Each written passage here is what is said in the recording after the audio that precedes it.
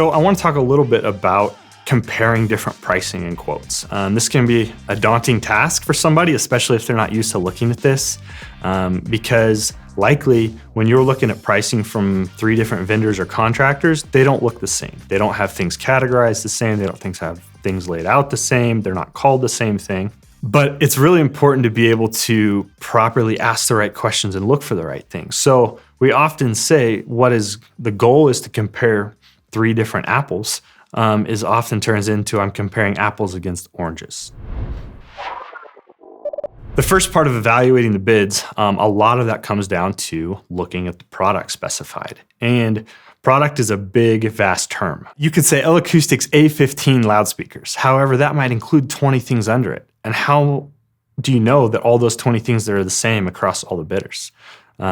You've got to look at each line item and know how to evaluate part numbers, not just general description, because 1 or 2 letters or numbers in a part number could mean tens of thousands of dollars of difference. For an example is certain camera lenses we see. If there's 1 letter difference on a servo lens, it might include the servo, or that might not be included. So being able to evaluate part numbers is a huge skill set that takes a lot of time.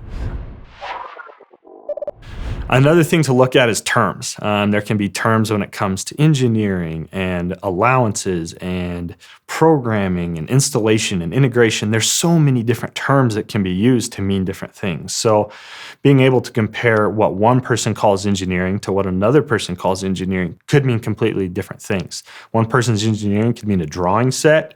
It could mean doing a model. And another person's engineering could mean programming. So being able to say, oh, this person's engineering is 10 grand more than this person just based on the description might not be accurate.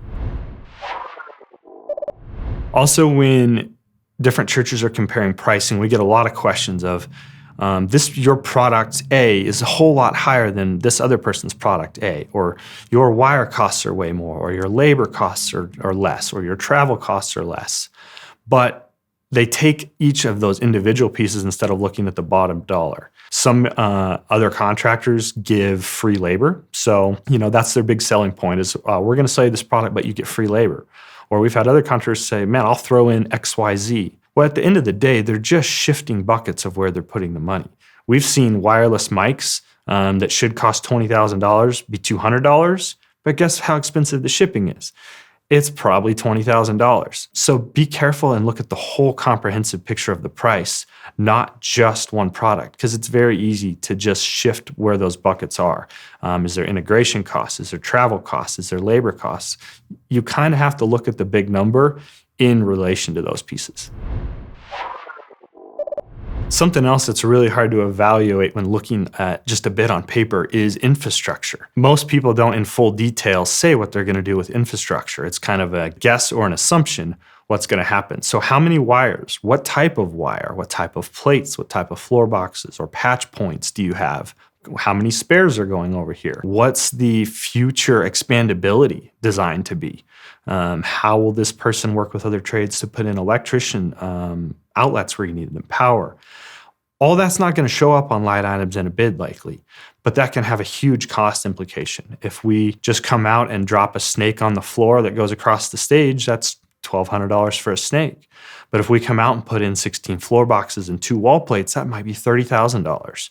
So there can be a big discrepancy, similar function, but without asking some questions or digging into line items, those are areas that can be very different but look the same on paper.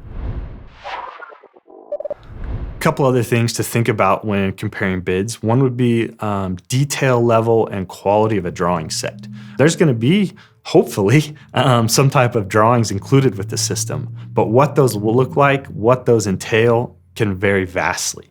Do they have wire numbers? Do they show connector types? Do they show accurate information? Are they easily usable? Is it 1 page? Is it 20 pages?